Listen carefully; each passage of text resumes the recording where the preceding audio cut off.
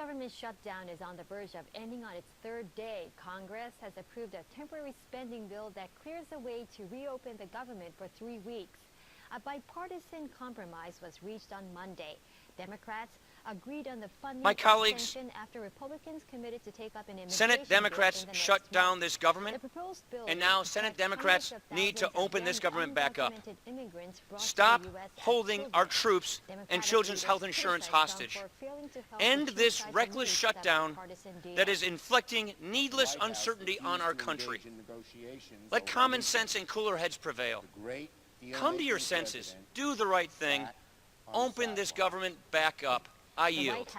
Republicans in Congress plunged headfirst into the Trump shutdown. How'd we get here? Why is it that Republicans and President Trump are unwilling to do the jobs they were elected to do? Over the last several months, Democrats have bent over backward to negotiate with the White House. Unfortunately, the President and Republican leaders in Congress are like Abbott and Costello. The congressional leaders tell me to negotiate with President Trump. President Trump tells me to figure it out with Republican leaders. When President Trump decides he is finally ready to lead his party to a deal, Democrats will be ready, willing, and eager to clinch it. There is a path forward. We can reach it quickly. Now, for a look at the stories making headlines around the world, and we're going to start with the government shutdown in the United States. Congress voted on Monday to end the 3-day shutdown after both parties agreed to hold a debate on some serious pending issues. For more on this and other news, we turn to our Noah Adam. So, Adam, there has been an awful lot of finger-pointing over the past couple of days, but now it does seem as though this compromise has been reached. That's right, Mark. For the time being, it does look that way, and both sides voted on Monday for a temporary funding bill. Senate Democrats dropped their objections in return for assurances from Republican leaders that they will soon take up contentious issues, especially in regards to immigration. Senate Democratic leader Chuck Schumer said he got that reassurance from Senate Majority Leader Mitch McConnell, but he still expressed frustration at the White House for not engaging in talks. Refused to engage in negotiations over the weekend. The great deal-making president sat on the sidelines. Despite and because of this frustration, I've been having conversations with the Republican leader over the weekend about a path forward. After several discussions, offers, counter-offers, the Republican leader and I have come to an arrangement. Tens of thousands of federal workers will go back to work on Tuesday after Monday's vote was ratified by the House of Representatives, and it now just needs the signature of President Trump. But the funding arrangement will only provide cash to the government for the next 2.5 weeks, stopping the shutdown only until February 8th. During that period, both parties will try to find common ground on the issue that started the whole impasse, which is the plight of about 700,000 so-called dreamer immigrants who were brought to America illegally as children. We will vote today to reopen the government. The yeas are 81, the nays are 18. The Senate passed the bill to fund the government for 3 more weeks. The vote was 81-18, with a significant portion of the Democratic conference on board. Here's the top Senate Democrat, Chuck Schumer, describing the deal that he says he brokered with Senate Majority Leader Mitch McConnell. The Republican leader and I have come to an arrangement. We will vote today to reopen the government, to continue negotiating a global agreement, with the commitment that, if an agreement isn't reached by February the 8th, the Senate will immediately proceed to consideration of legislation dealing with DACA. The process will be neutral and fair to all sides. So Democrats get the guarantee that there will be an immigration debate in the Senate unfolding over the next few weeks. Republicans get to fund the government beyond the State of the Union. Democrats had previously been pushing for just a couple days of funding to continue talks over immigration. But it does set up a very concentrated series of deadlines in early February on legislation, so we could very well be revisiting this conversation again. On the House side, a vote is expected later this afternoon. The House Republican Conference passed this without without any Democratic votes last week, so that could very well be the scenario that we see repeat itself today. But that immigration debate is going to heat up when the policies begin taking more shape as these bipartisan, bicameral talks get back underway once the government is refunded. Hey there, thanks for checking out CNBC on YouTube. Be sure to subscribe to stay up to date on all of the day's biggest stories. You can also click on any of the videos around me to watch the latest from CNBC. Thanks for watching.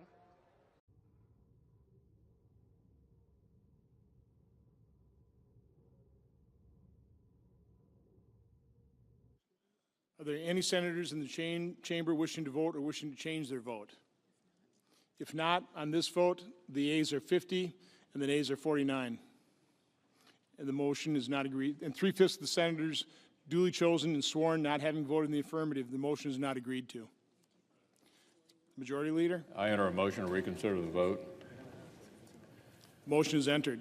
Yeah, I just want to call to the attention of my colleagues statement of the a part of the statement of a White House press secretary tonight, presumably on behalf of the administration, simply says, "We will not negotiate the status of unlawful immigrants while Democrats hold our lawful citizens hostage over their reckless demands."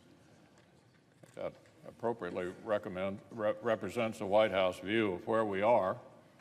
And, Mr. President, what we've just witnessed on the floor was a cynical decision by Senate Democrats to shove aside millions of Americans for the sake of irresponsible political games.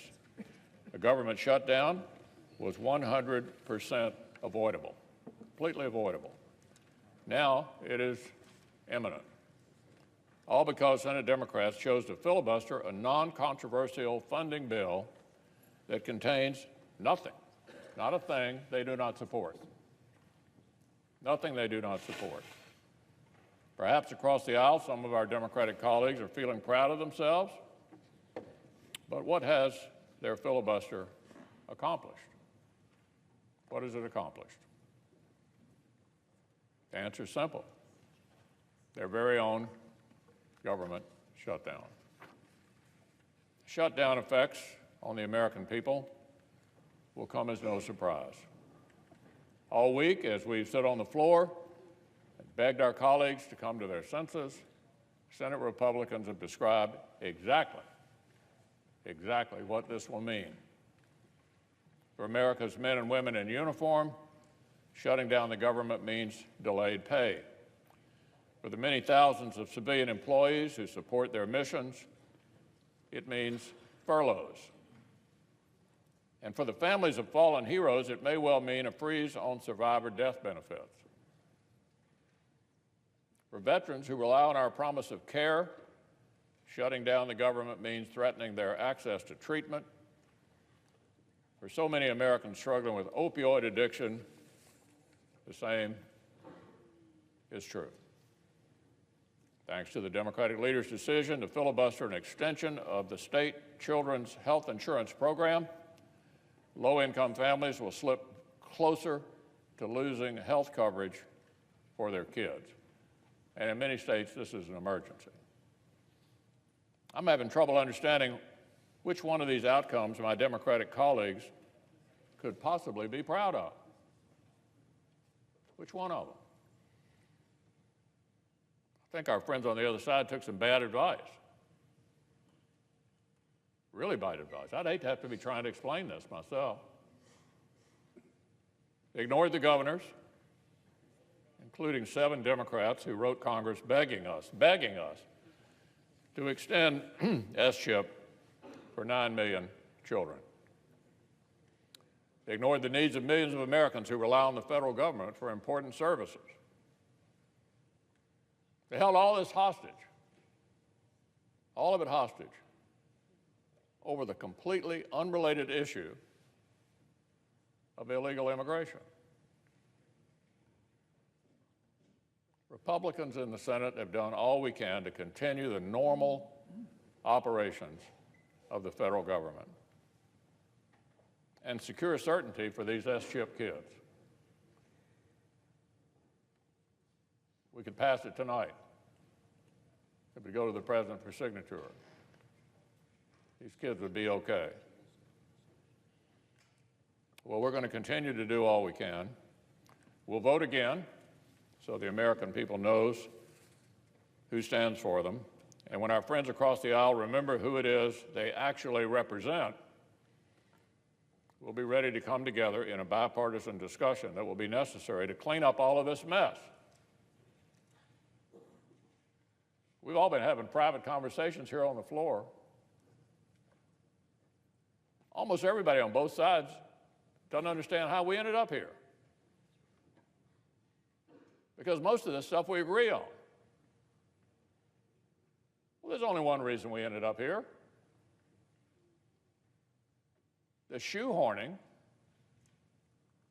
of illegal immigration into this debate. Now, having said that, there is a lot of sympathy in this body for doing something about the DACA kids. It's not like nobody's interested in that. We've been talking about it for 3 months. But the one reason we are where we are is because we couldn't close out any of these other component parts because our friends on the other side said, you got to deal with this issue.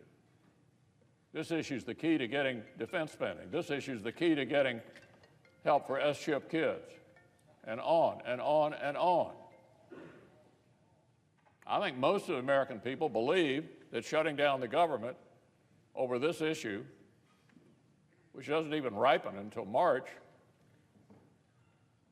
is irresponsible.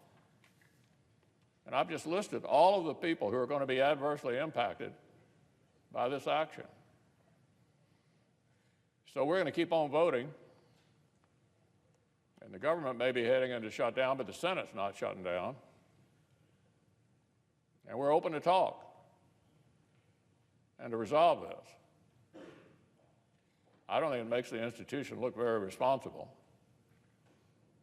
American people should expect better from us than this.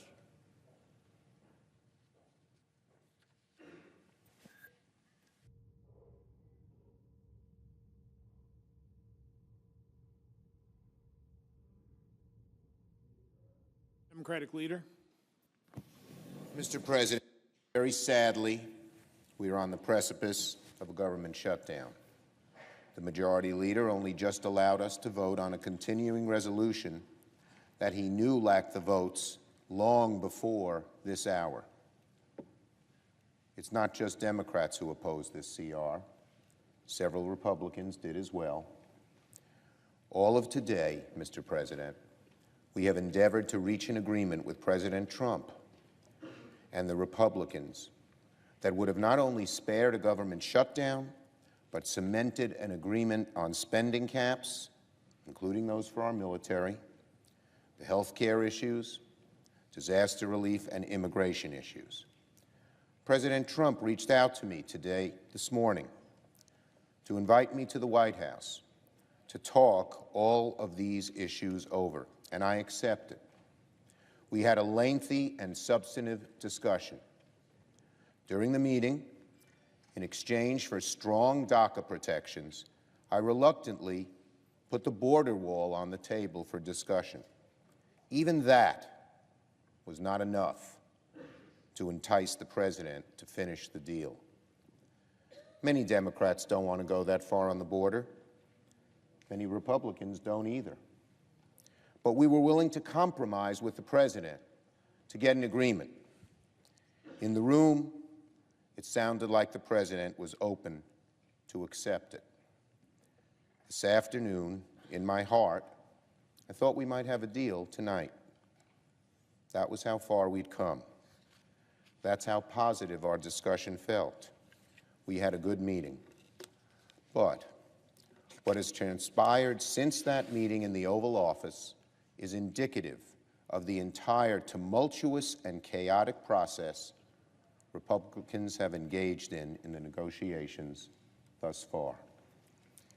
Even though President Trump seemed to like an outline of a deal in the room, he did not press his party in Congress to accept it. Speaker Ryan and Leader McConnell, without the commitment of the President, would not agree to accept anything either. What happened to the President Trump, who asked us to come up with a deal and promised that he'd take heat for it? What happened to that president? He backed off at the first sign of pressure. We had the outline of a deal on caps. We had the outline of a deal on health care.